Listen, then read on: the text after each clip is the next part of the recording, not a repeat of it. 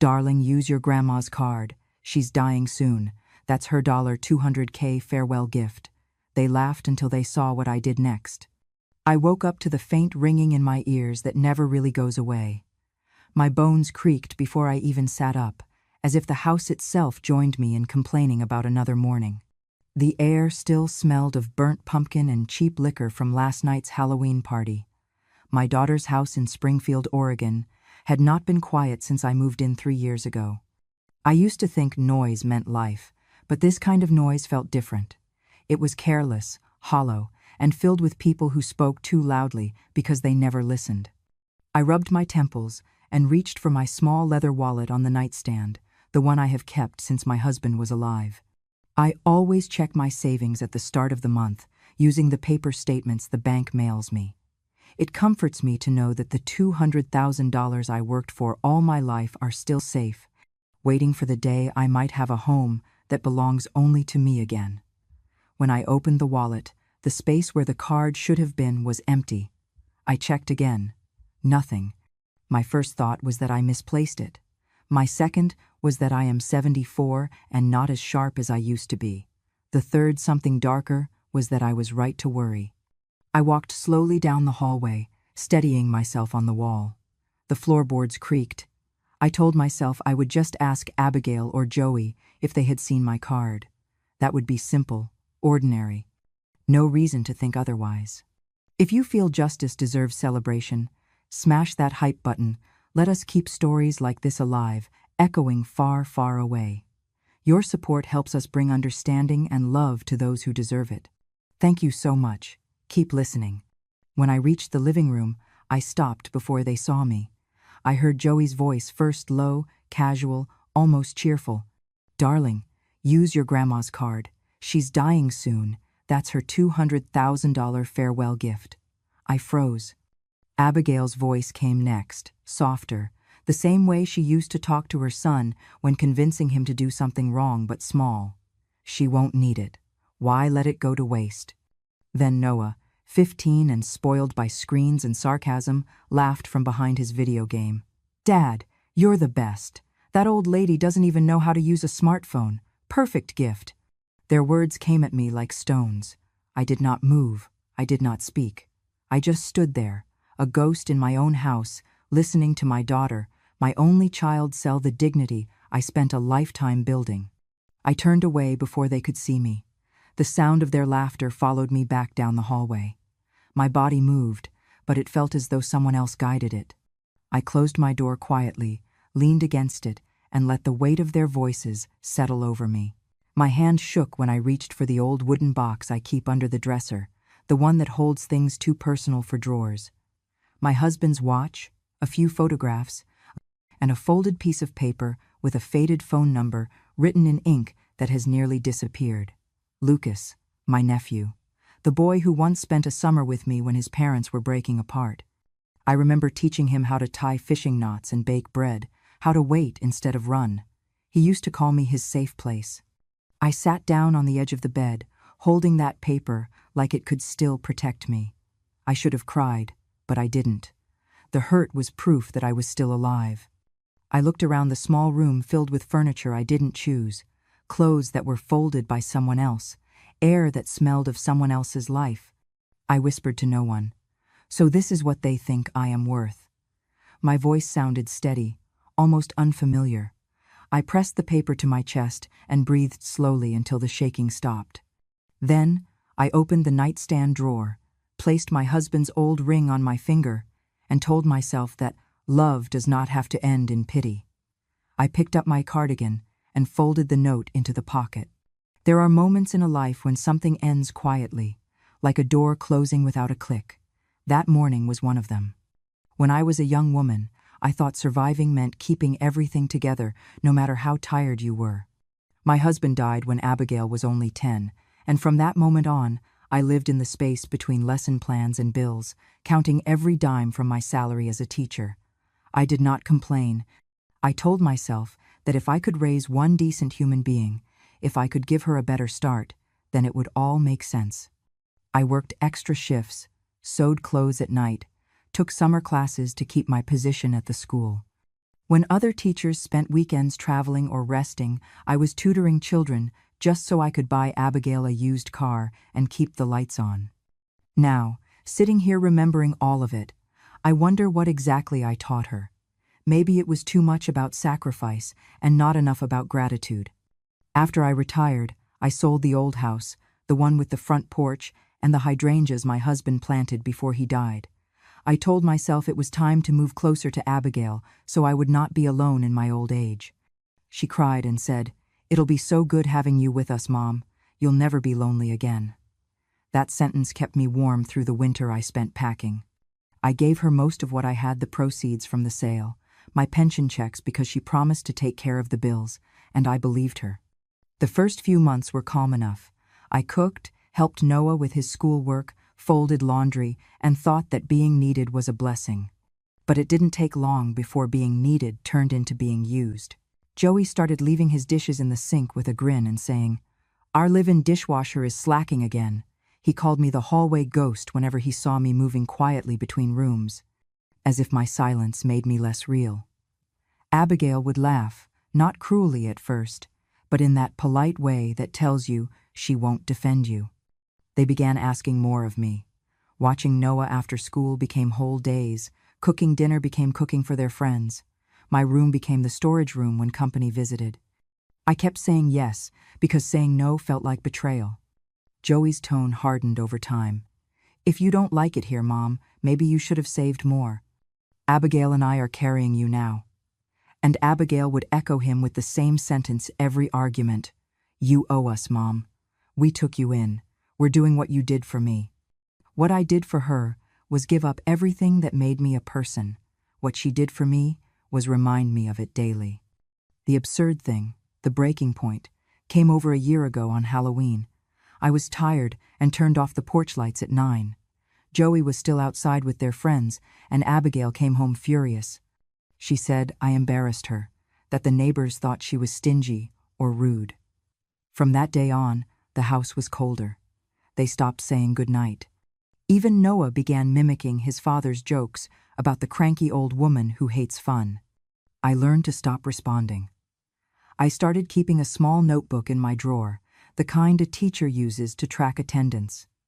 Each night, I wrote something down, not out of spite, but to keep myself sane.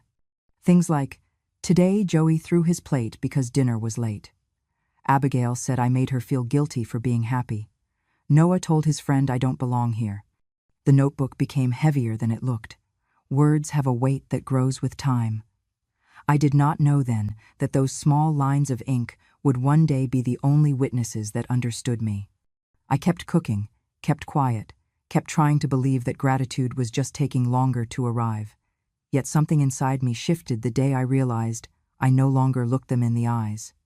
I moved through the house like a shadow, afraid that if I made too much noise, they would remember I still existed.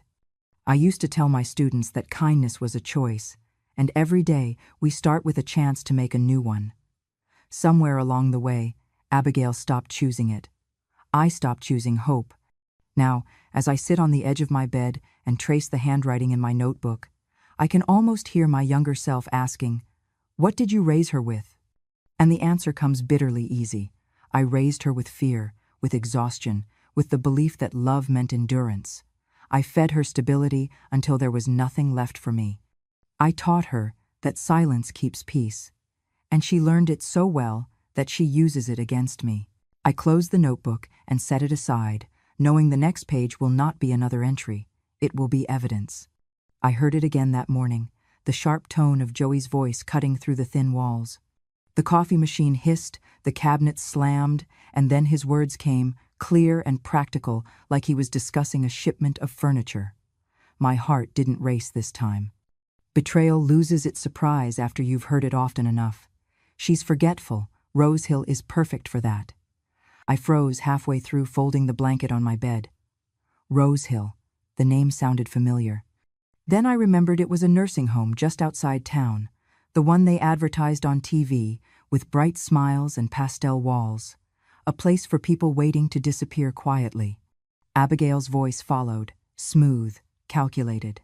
"They have good reviews, Joey, and it's time. I can't keep worrying about her leaving the stove on. We'll get her stuff out this weekend. I want that room for yoga. I felt something sharp and cold pierce my chest. Not pain, but clarity. They were done pretending. They wanted me gone. The room that smelled like lavender and dust, the only space that was still mine, was now for yoga, for breathing exercises and scented candles, for peace built on my eviction. Noah's laughter came from the background, careless and cruel in its youth. Just move her already. I checked the place online. Their Wi-Fi sucks. That sentence, stupid and shallow as it was, struck me hardest. Because in that moment I realized he wasn't cruel, he was raised that way. He had learned it from watching them. I didn't make a sound. My hands stopped moving, still holding the soft fabric of the blanket. I looked at the door and listened to the sound of their conversation blending with the clatter of cups and spoons. Then I reached under the nightstand for my phone. Lucas had given it to me last year after I almost got tricked by a fake charity caller. "Aunt Caroline," he said, "I installed an app. If anyone tries to take advantage of you again, just press this button. It records everything." I had never used it. Until now. I tapped the small red circle on the screen. The phone lit up quietly, and a timer started in the corner. I set it on the dresser, face down, and sat on the edge of my bed. My heart was steady, my hands no longer shaking. I could hear Joey still talking, probably explaining costs, logistics, excuses. Abigail humored him, adding small words like right and exactly, every sound confirming that they had already decided. It was strange how calm I felt. Maybe because the worst thing had already happened. They had spoken the truth out loud. There was no pretending, no misunderstanding left to hope for. When they stopped talking, I stood and looked around the room. Every object suddenly looked temporary. The crocheted blanket, the framed photo of Abigail's graduation, the glass of water beside my bed, they all belonged to a life that was about to be packed away. I whispered to the quiet air, "You want me gone? Then I'll go, but I'll go my way." The words tasted stronger than they sounded. I folded the blanket neatly and placed it on the chair, then opened the notebook where I had written my small, nightly entries. I tore out the last page, the one from yesterday, and slid it into my cardigan pocket. Then I looked again at my phone, at the tiny blinking light confirming it was recording, and smiled for the first time that day. I stepped into the hallway. Joey's voice dropped when he saw me. Abigail's face froze, that awkward half-smile of someone caught mid-lie. "Morning, Mom," she said too brightly. "We were just talking about, breakfast." I nodded. "Of course you were." My voice sounded calm, polite. "Thank you for taking care of me so well." Joey blinked, confused by the softness. "You feeling all right?" "Better than ever," I said. And it was true. Because now I knew exactly where I stood in this house and where I would no longer stay. I turned away before they could say more, walked back into my room, and locked the door. I picked up the phone, stopped the recording, and sent it to my email, just in case. Then I sat down and stared out the window. The maple tree outside had already lost most of its leaves, its branches bare but not dead. It looked stripped of everything unnecessary, standing tall in its own silence. I whispered to it softly, "Soon." Lucas arrived close to midnight. I hadn't called him with words, I had simply sent the recording. 10 minutes later, my phone buzzed once with his reply, "I'm on my way." That was all. No questions, no pity. When he knocked on my window at 12:47 a.m., I wasn't afraid. I opened the curtains, and there he was, 35 now, taller, sharper, and wearing the same serious expression he had the summer he learned that life wasn't fair.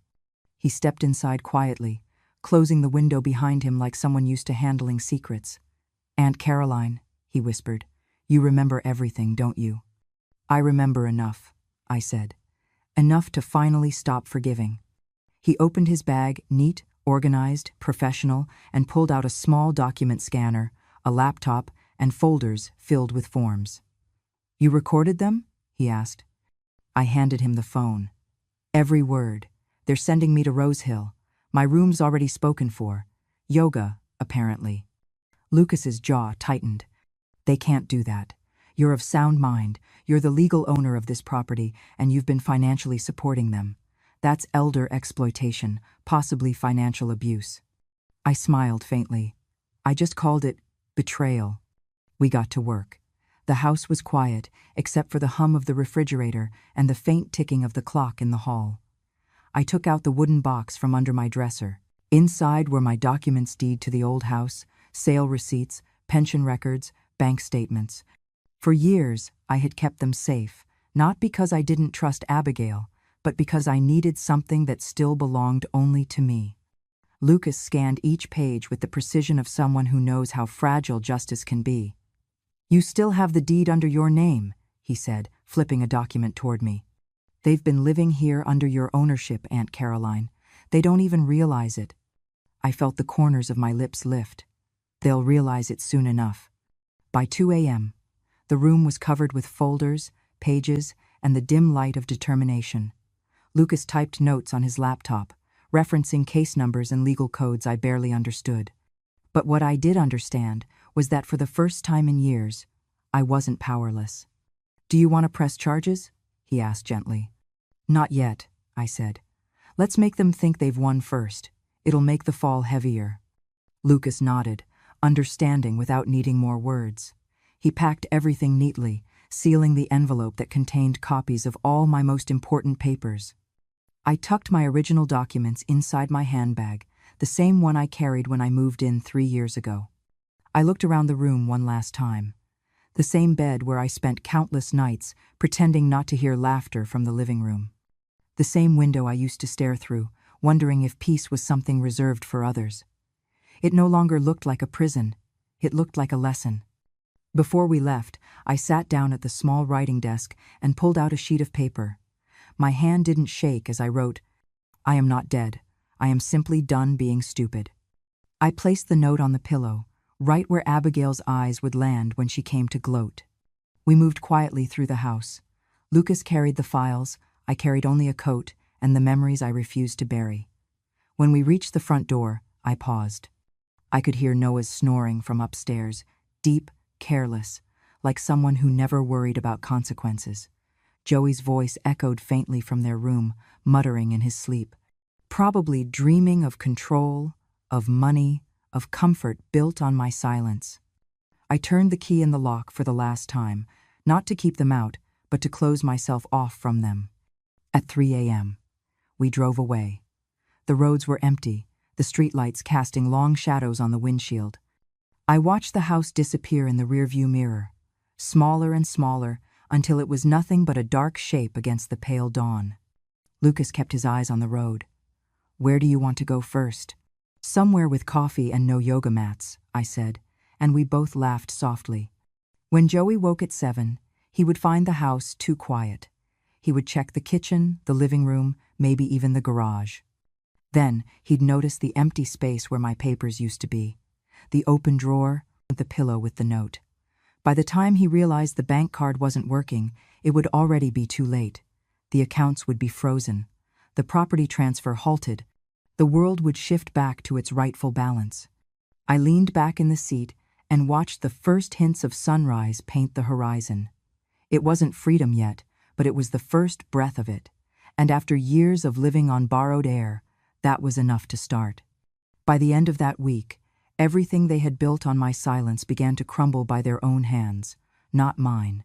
Lucas moved quickly, with the precision of a man who had been waiting years to use his knowledge for the right cause. He filed the formal complaint with the Oregon Department of Human Services, Elder Abuse Division. Every document was airtight: my deed, my pension statements, the bank logs showing unauthorized transfers, the voice recording of them planning to send me away. "This," he said, sliding the folder across the table at the agency office, "is what happens when people mistake age for weakness." The woman receiving the file, a sharp-eyed investigator named Mrs. Hartley, read the summary, then looked at me with a mix of sorrow and admiration. "Mrs. Caroline, most of the time, we get these reports too late," she said. "Not this time." 2 days later, Lucas called me at the small motel we were staying in near Eugene. "You might want to sit down," he said, half laughing, half exasperated. Noah posted a TikTok. I frowned. A what? He sighed. A video, Aunt Caroline, the whole world seeing it. When he sent it to me, I didn't know whether to cry or laugh. There was Noah, my grandson, filming himself in the kitchen with music blasting in the background. He wore sunglasses, holding a soda like a champagne bottle. Behind him, Abigail was boxing up my belongings while Joey danced idiotically with a broom. The text overlay read, "Grandma's finally moving out. Rose Hill time, baby. She's about to disappear, party time." Lucas muted the video before it finished. It's gone viral. Thousands of views. People are furious. And they were. Comments poured in calling them heartless, greedy monsters. Some users tagged elder justice accounts and journalists. Within hours, numbered Justice for Caroline was trending locally. Strangers were angrier for me than my own family had ever been kind. That same afternoon, a second bomb dropped. Abigail worked part-time at a local bank branch. Investigators discovered she had accessed my account information through internal systems weeks earlier, authorizing routine transfers she disguised as monthly expenses. The amount totaled more than $30,000. That made it not just unethical but criminal. Lucas's phone buzzed non-stop with updates from the authorities. They'll freeze her assets, subpoena the transaction records, and open a financial exploitation case, he explained calmly, as if we were discussing the weather. I sat on the bed, clutching my cardigan closed. She always said I owed her everything, I murmured. Looks like she decided to collect. That night, the motel phone rang. I shouldn't have answered, but I did. "Mom," Joey's voice slithered through the receiver, low and venomous. "You think you can destroy us? You're senile. You can't even remember where you live. We took care of you. You'll regret this. You hear me?" The calm in his tone terrified me more than the words. It wasn't a threat of rage, it was ownership, as if I were an object he'd misplaced and wanted back. I didn't reply. I didn't have to. Because while he ranted, Lucas, sitting quietly across the room, pressed record on his second phone. And then, in the middle of his tirade, Joey said it. The exact same phrase from days before. "She's dying soon anyway. That's her farewell gift." Lucas met my eyes as he captured every syllable. "Got it," he mouthed. When the call ended, he exhaled slowly. He just convicted himself. Within hours, he filed the new recording as supplemental evidence. It wasn't just exploitation now, it was verbal abuse and intimidation, both punishable under Oregon state law. By morning, the story had reached local news outlets. The same TikTok that Noah had posted as a joke played in a segment titled, "Elderly Woman's Family Under Investigation for Financial Exploitation." They blurred Noah's face, but not enough. Abigail's name was printed in the report when the bank confirmed she'd been suspended pending investigation. Lucas turned off the TV after a few minutes. "You don't need to watch this, Aunt Caroline." "I do," I said firmly. They wanted the world to laugh. Now the world will watch.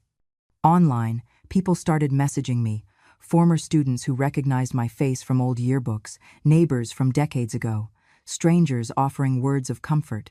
"You were my teacher in 5th grade, one message said. "You taught me to stand up for myself. I guess you're still teaching." I cried for the first time not because I was broken, but because after so long, I felt seen again. By the end of that week, Abigail and Joey's phones were seized for evidence. The police confirmed that the unauthorized transactions came from her login credentials. Noah, under public pressure and shame, deleted his social media accounts. Their lawyer released a statement blaming misunderstandings caused by family stress. But the recordings told the truth. Their own words became the nails, sealing the coffin of their reputation. Lucas looked at me across the small table in our motel room, tired but smiling.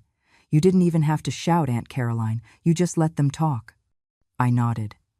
People like that always do. They dig their own graves. All you have to do is hand them the shovel. The phone rang at 12:41 a.m. The sound sliced through the quiet like a blade. For a moment, I thought it might be Lucas calling with another update about the case. But when I saw the unfamiliar number, my stomach sank with the kind of dread only a grandmother can recognize. I knew it before I picked up. Some instincts never fade, no matter how old you get. I pressed the green button and held the phone to my ear. Hello? A pause, then a sharp breath. So it's true, he said. You really ruined everything. It was Noah, my grandson. His voice had dropped since the last time I'd heard it, deeper and angrier, but the immaturity underneath was the same. I didn't respond. Bah, he sneered, switching back to English. You're nothing but a parasite, a useless old leech. You destroyed my family over a few stupid words? You made us a joke. Everyone at school knows. You loved Lucas more than me, your real grandson. You threw me away for a stranger. He was breathing hard, the words tumbling out, shaky but cruel.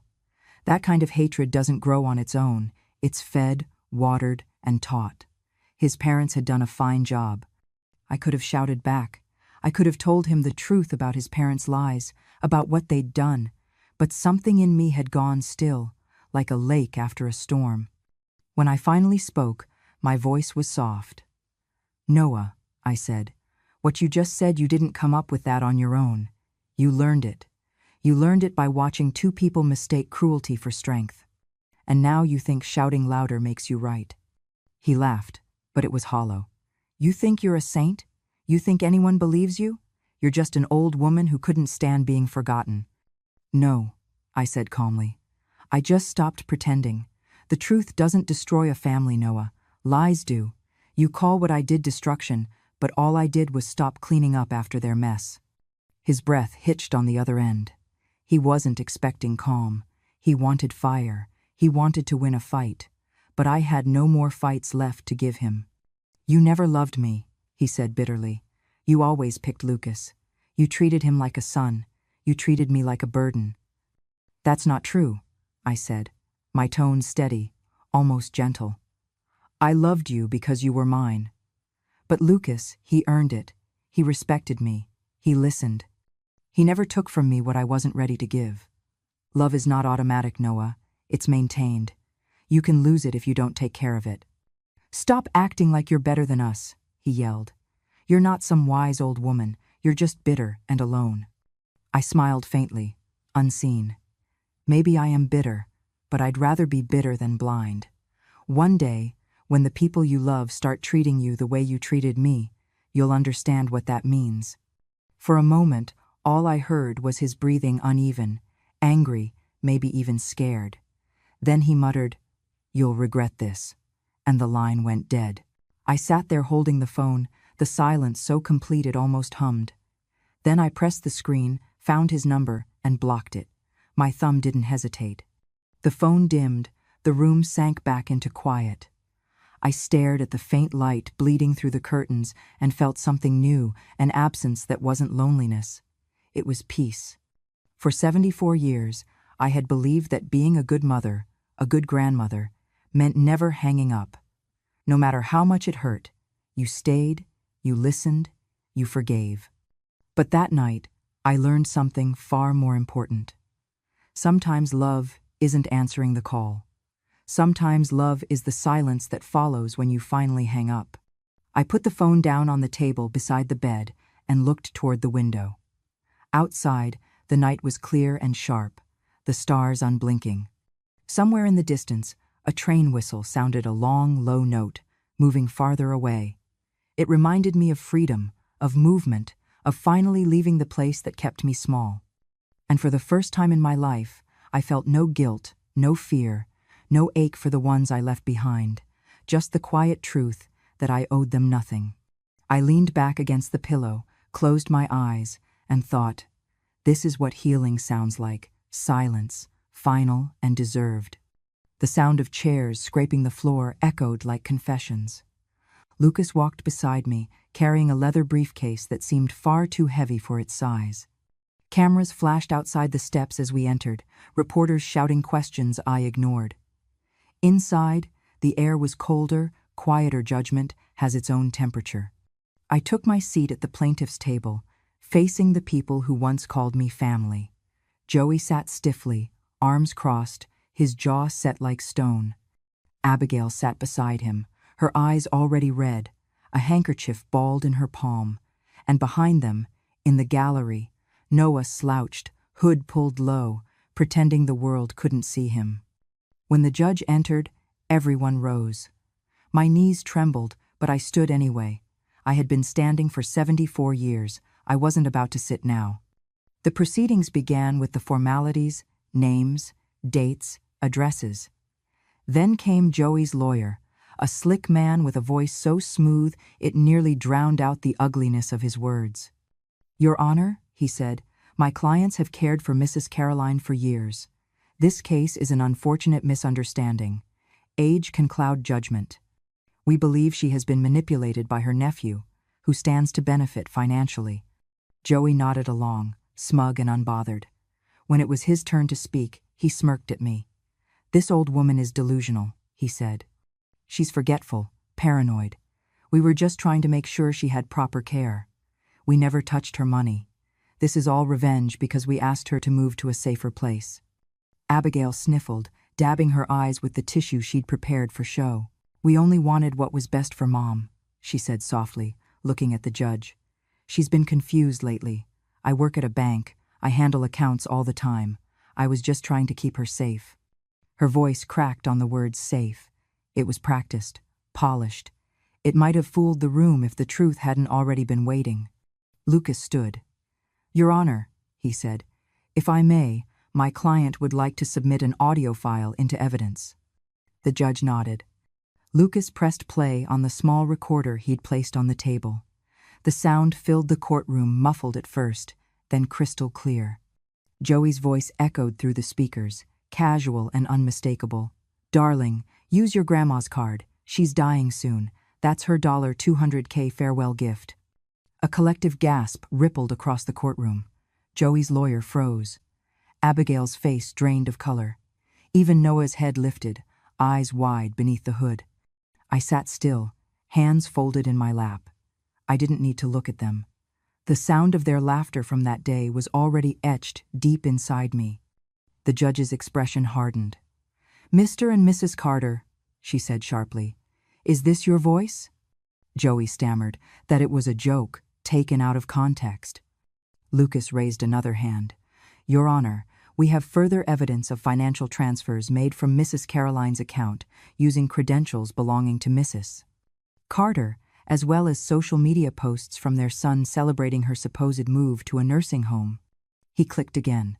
The video from Noah's TikTok appeared on the screen, him laughing, holding a soda like champagne, shouting, "Grandma's finally moving out, Rose Hill time." The room erupted in murmurs. Abigail broke first. "It wasn't supposed to be like this," she whispered.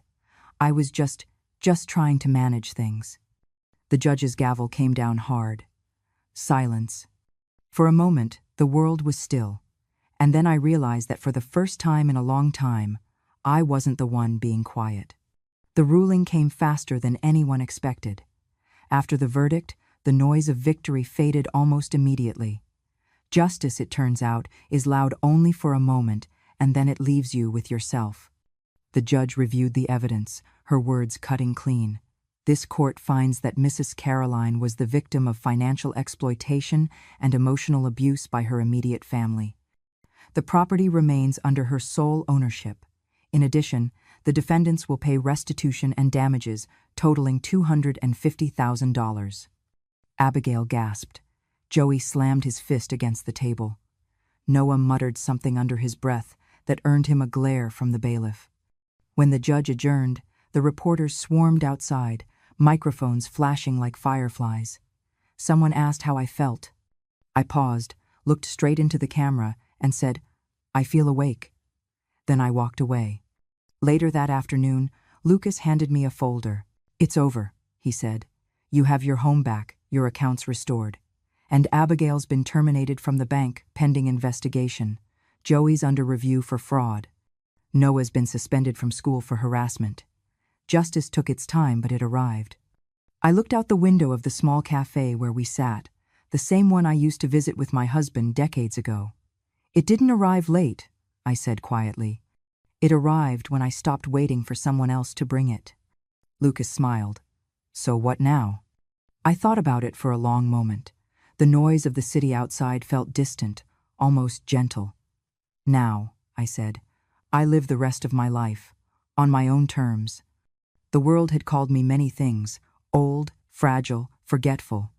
But as I stood up from that table, feeling the weight of justice settle lightly on my shoulders, I knew one thing for certain. I had remembered everything that mattered, and they had finally learned what forgetting costs. A week after the verdict, the world finally stopped asking for my story.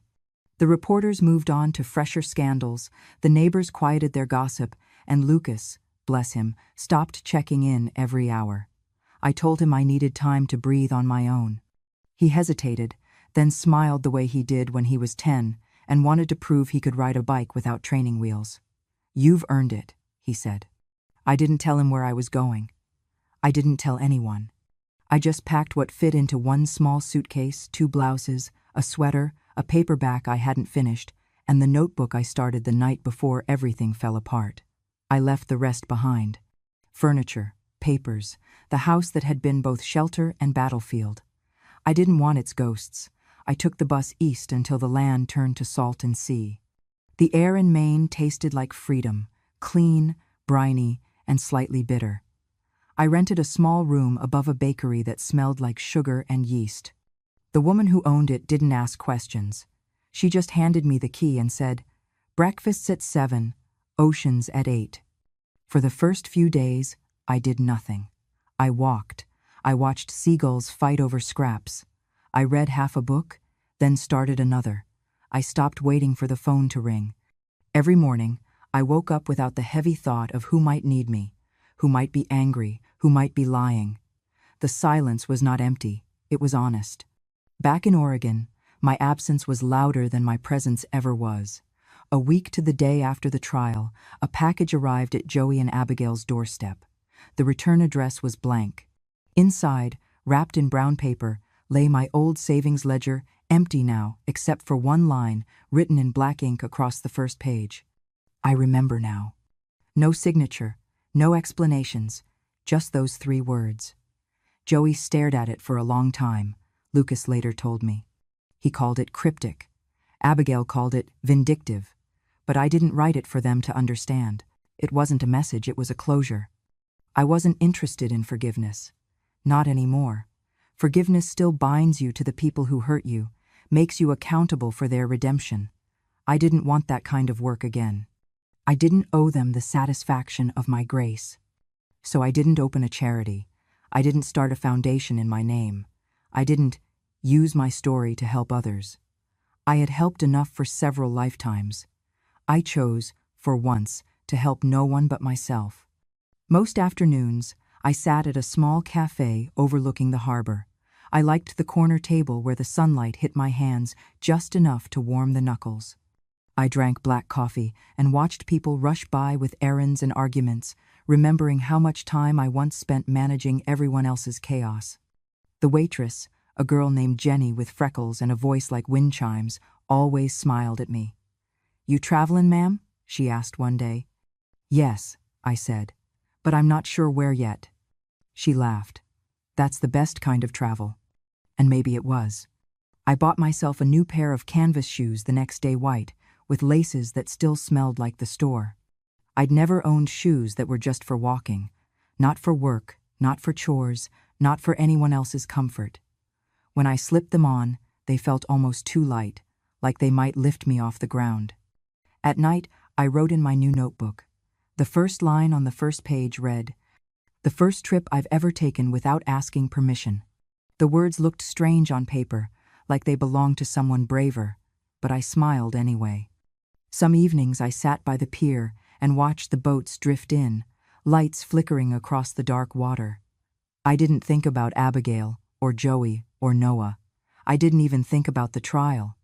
I thought about the girl I once was, the teacher who packed lunches, the widow who worried through long winters, the mother who believed silence was love.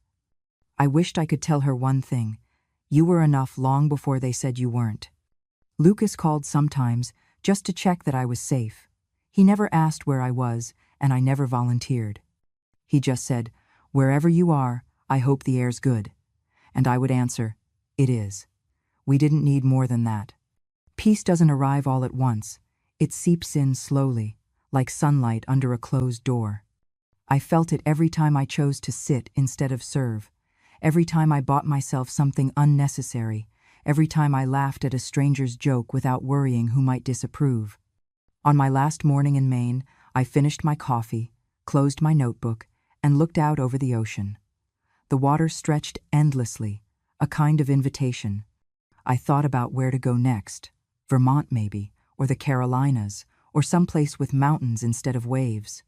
I didn't know, and for the first time in 74 years, not knowing didn't scare me. When I stood to leave, Jenny called after me. "Will you be back, Miss Caroline?" I smiled. "Probably not." She looked disappointed. "You'll be missed." "Then I did something right," I said. I walked down the narrow road toward the bus stop, my shoes tapping against the pavement, the sea behind me fading into the hum of morning life. Every step felt light, deliberate, and mine. I didn't look back.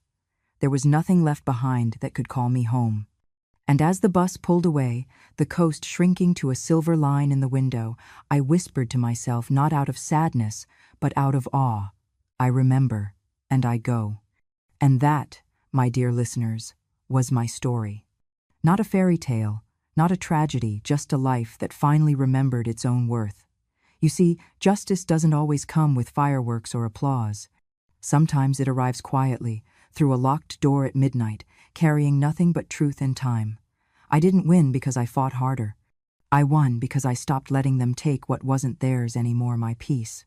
If this story found a place in your heart tonight, if it reminded you that silence can be powerful and that even the smallest act of remembering yourself matters, then don't let it fade away.